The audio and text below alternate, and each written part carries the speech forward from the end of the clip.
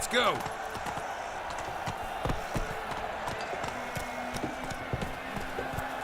I've always dreamt of traveling to the north.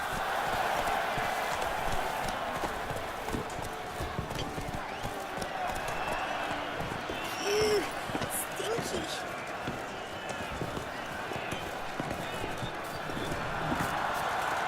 Good man. I need a fresh set of shoes for my mouth.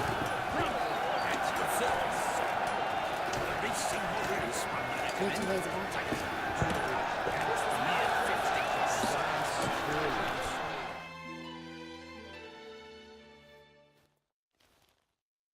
Need to speak to the Duchess, urgently. All right, you scamps. Story's done. Go find your parents. But the Palmerine, what about the story of Rittik and the dragon? A tale's for another time. But take a good look at the man who stands before you now. This is Geralt of Rivia, the master witcher who lent his valiant hand to the defeat of the giant Goliath. Master Witcher, is it true virtue always trumps villainy? Not always. Could go either way. Sometimes virtue wins, sometimes villainy gets the upper hand. Still worth being good. But why? If it doesn't mean you'll win. Palmerin's story. Think back. A decent man attracts other good folk, makes friends he can count on. A rogue? Well, you can only count on other rogues. And who would you rather have for a friend? A man of virtue? I must agree. Now, that will do for questions. Go find your parents.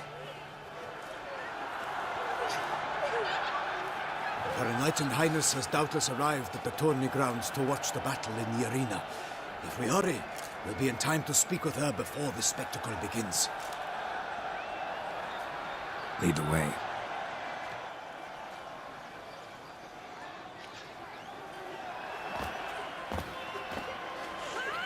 Who's fighting? Nilfgaardian gladiators? Close, but not quite. As you will soon see. Someone's gonna fight a Shaelmaar with only some bells on its tail to confuse it, slow it down? Whatever is the problem? The beast is a gift from the Emperor, no less.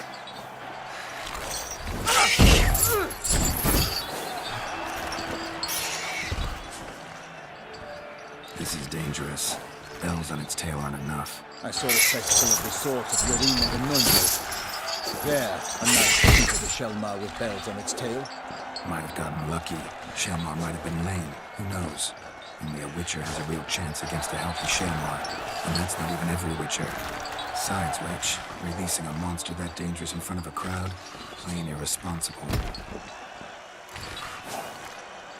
Who's going to fight the beast? Guillaume, the young man you met. Yeah. Mentioned he'd promised his heart's captor a monster trophy. Great love demands great sacrifices. Let's go.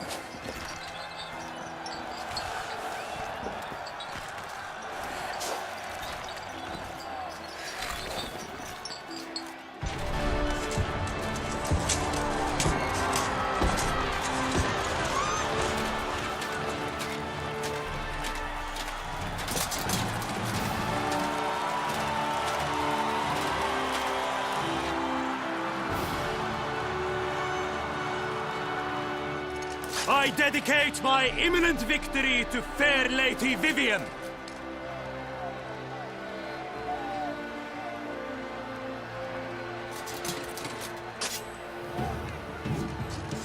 It's begun. The fight shall have to end first. We must wait.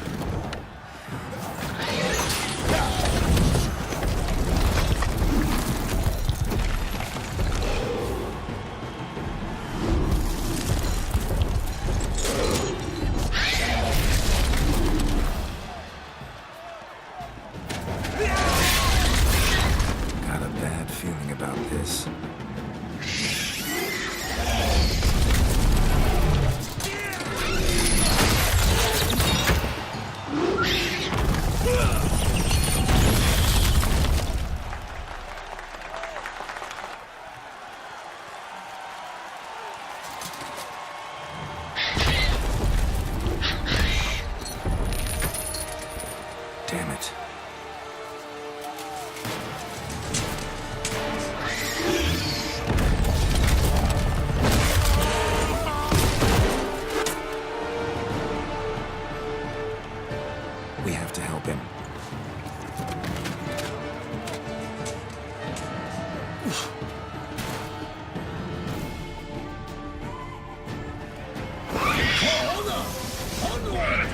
Keep it down. Can't even tell where we are when it hears us. Alas, my life!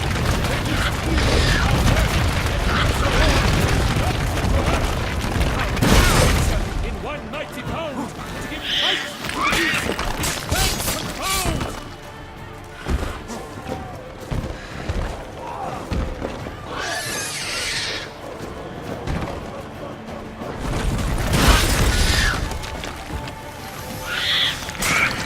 The fate of the beast has been weighed by the gods! Soon the witches shall triumph against all odds!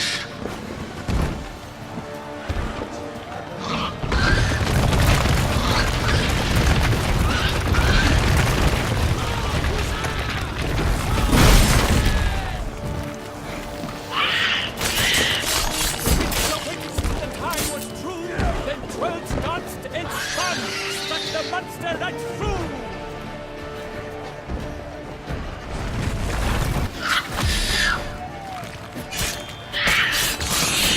Like a hole who leaps at the love's first spurt, so the witch moved the Shaelmaar, then its foul heart turned. God's life he breaks, its razor strikes belly, Shaelmaar's cries ring aloud, blood transforms to jelly. Come on.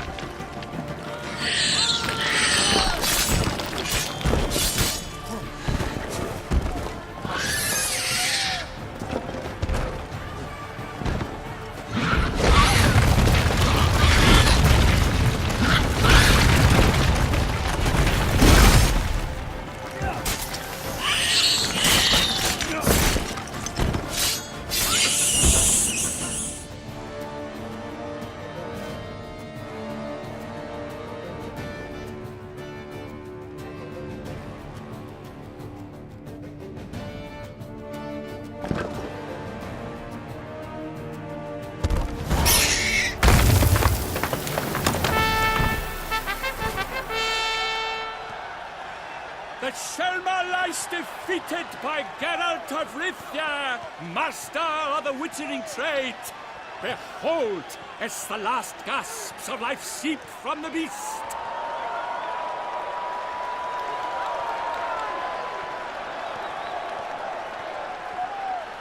Master Geralt, do what you must. Finish the deed! Monster's no threat. No need to kill it. A victor may always show mercy. It is his right. Long live Geralt the Merciful! Pikemen, see to the beast.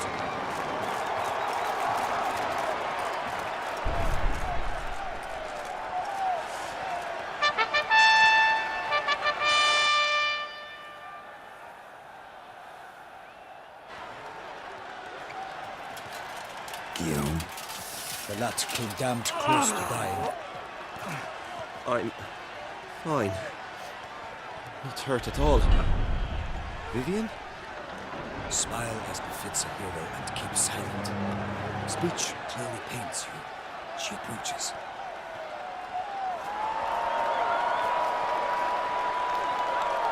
Geralt. We must talk. Vivian.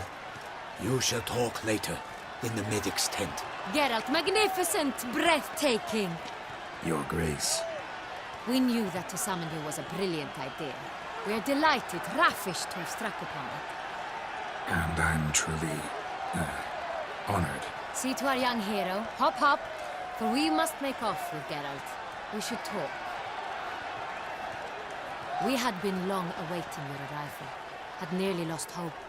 Then suddenly, that entrance, so spectacular.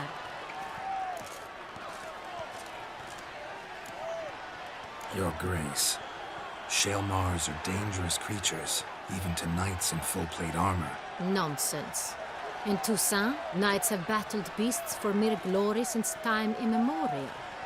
True. Guillaume suffered a few bumps, scars, and bruises, but in return gained eternal glory as he who slew the monster. What about the crowd? Say the Shaelmaar had vaulted into the stands.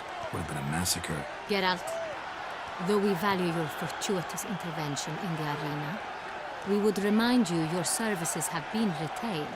And as shall soon become clear, you will be generously compensated for completing another task altogether. Your Grace, my contract. I'd like to discuss it. Naturally, but not here. We shall need Damien. He led the investigation pending your arrival. But wherever could he be? Come, we must find him.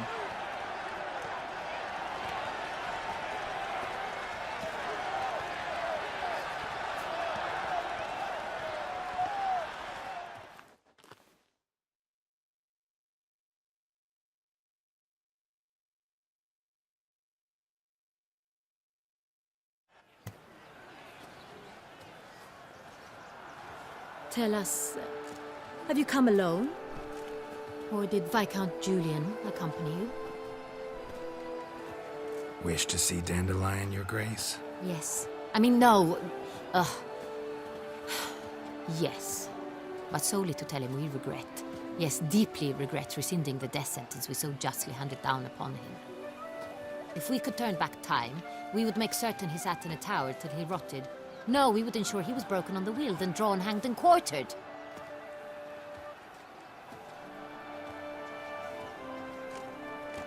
Ah, the very man we would entrust with these tasks. Damien de la Tour, captain of my personal guard. Your Grace, Witcher. Greetings. Sorry to have to tell you, but the guardsman handling the last victim's body... I know already. The creature in the cellar of Corvo Bianco. Was it the beast? No. A bruxa, a kind of vampire. Not the beast, but tied to it in some way. You know this how? Through careful analysis of the evidence, both on the riverbank and at Corvo Bianco. Do you mean to insinuate the investigation thus far has been sloppy? Geralt insinuates nothing of the sort. We must listen to him attentively. I examined the body of the beast's last victim. Might have found something, need to analyze it. A quiet place, that's what I could use most right now. And maybe the help of an alchemist or a mage. Also like to hear all you know about the previous victims. Take it Sir de la Tour is my man for that. Firstly, call me Damien, please. Secondly, you should know I spoke against summoning you here. I've heard much about you. You bring trouble, or thus far have, always. And we've enough trouble as it is. Yet we are capable of defeating the beast on our own, without an outsider's help. I've no doubt about it. Damien, we settled the matter of the Witcher's employ some time past. Definitively. Since you have broached it nonetheless, let us discuss Geralt's pay. Are the legends true? Do Witchers usually demand that which you find at home, yet did not expect? Not quite, Your Grace. Law of surprise, it's something we invoke at times, but rarely. Usually we just take gold. Disappointing. This law sounds rather romantic. On the other hand, on returning to the palace, we would likely find impatient petitioners or a set of sample fabrics for a new dress. Poor rewards, both. I fear you'd not have much use for any of the surprises we are likely to come upon. Thus, we've decided you shall receive the deed to a vineyard, Corvo Bianco, and the sum of coin. You will doubtless consider this adequate. Title to the vineyard shall be given to you at once. Surely you'll need lodgings while you hunt. The coin, however, will be yours only once you have slain the beast. Lovely, generous gesture, Your Grace. But Corvo Bianco, isn't it the Duchy's temporary morgue? Is it now? The Chancellery's bungled things again, we fear. Not to be left unsupervised for one instant. Yet, in its mood, a morgue should present minimal problems to a Witcher. What's more, nothing enhances a wine's reputation better than a grim legend. Thank you, Your Grace. I accept the contract, of course. But as I said before, I'll need some information. How'd it start? Who was the first victim? Crespi was the first to die. He was famed once for his many glorious tournament victories. Then he grew old, hung up his sword, and took to winemaking. Crespi was not loved by the wine merchants. He was ruthless in business and thought to cheat many a time. He asked us for a dispensation from all court ceremonies. We did not grant it. We could not. Once you've taken the oath of a knight, you remain a knight till death. How'd he die? Where'd they find the body? Quite unusual, the circumstance. He was at a feast when suddenly one of his fellow feastgoers noticed he was missing. The town watch found him an hour later. On his hands and knees, propped against the town pillory, his sword hanging from his neck. He had died of wounds inflicted with claws, not a weapon. Blows of great force. So he died suddenly, but the body was on its knees, meaning someone posed it. So it seems. Second murder. Tell me what you know. In the city there are certain nooks. No one reasonable ventures there after dark. Ramon Dulac's corpse was found in one such place. With the first murder, terror gripped the city. Its inhabitants grew wary, kept to safe areas. Consequently, news of the second victim came to us from a group of concerned cut-purses. Criminals fear the beast? Telling in a way. Take it you've excluded the possibility that Ramon died at the hands of these bandits. Do you believe me an amateur? Not hands, but claws killed Ramon Dulac. The wound was deep, clean. His body was found in a gutter, dressed in nightshirt and cap, a pillow placed under his head, and his sword replaced by a bed warmer. Ramon Dulac, a knight who but a dozen years past was an advisor to our father, the Duke. Someone went to a lot of trouble to make him look ridiculous. Maybe revenge was the motive. It's not out of the question.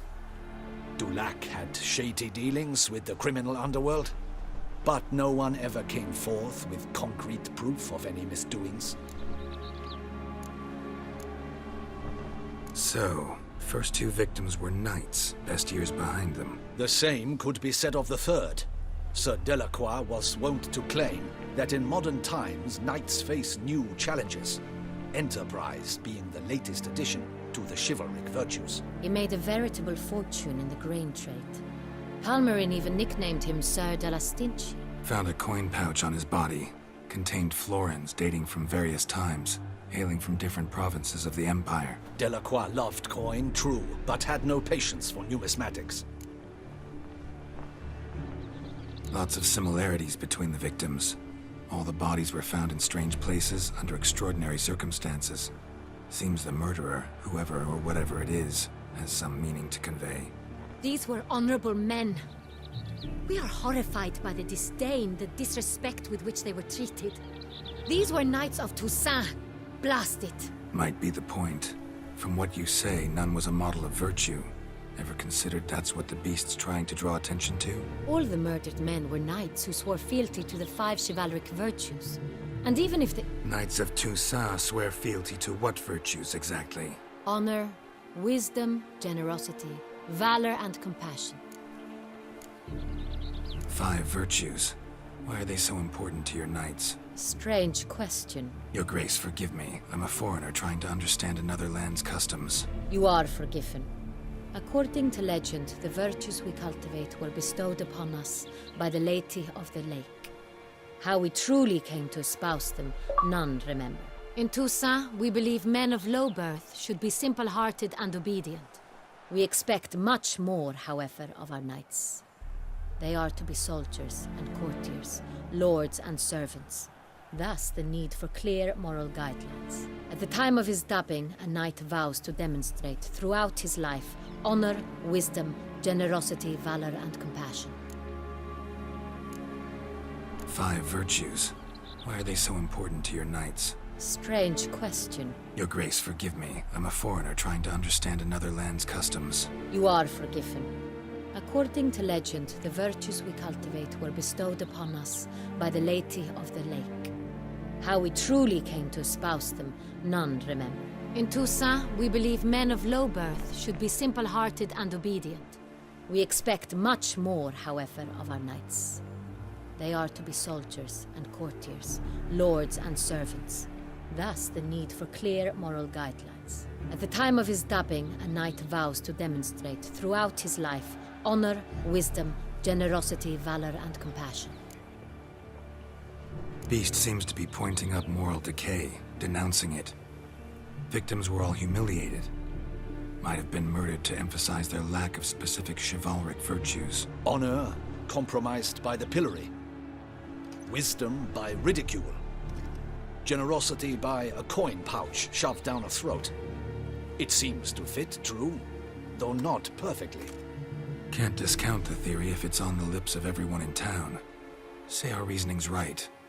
Next murder will be just as showy and denounce the victim's lack of the fourth virtue, valor. We can also assume that victim will be an elder knight. Let's think. At the moment, all the knights are either at the tourney grounds or in the palace gardens. Our annual hare hunt shall begin there shortly. Have you heard of the custom? Milton mentioned something. Seemed excited to prance around in a bunny costume. Not sure why. Hang on. Strange circumstances. A knight advanced in years. The famed cowardice of rabbits. Could it be that simple? Is Milton de Peyrac Peyren the next victim? Milton also knew Delacroix. Told me so down by the river. Damien! To miss something so obvious. De Peyrac Peyren, Crespi, Delacroix, and Delac formed a knightly team. It was years ago, but... They were a team? They were close friends, tightly knit, and as such earned the trust of our father, the Duke. We often witnessed him turn to them with delicate matters. Later, their paths diverged. Unlikely to be a coincidence. Beast must know it too. It's a lead, I'm sure. Your Grace, we need to find Milton, immediately. Rather problematic. You see, the garden entertainments are due to start, and he's disguised as the hare, hiding somewhere, waiting for some tipsy courtiers to find him. The hare's hiding place is a carefully guarded secret. We must call off the game, at once. First and foremost, we must remain calm. Damien, order the garden searched immediately, but discreetly. By no means can we disrupt the festivities. Panic will only incite the beast to strike sooner. And you, Witcher, follow me. My gardens, my night, I shall take the fall. A murder is out of the question. I will not allow it. Not near my palace. Horses! Ready our horses!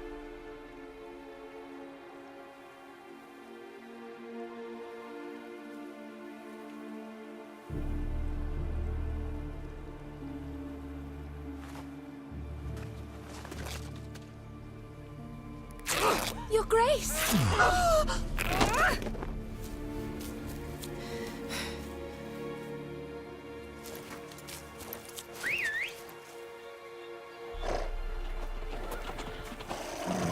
What the hell? Why, I should... Your Highness, Mind it doesn't get wrinkled. Onward!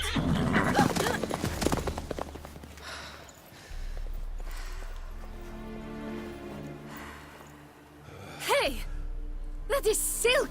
Be careful! Give it to me!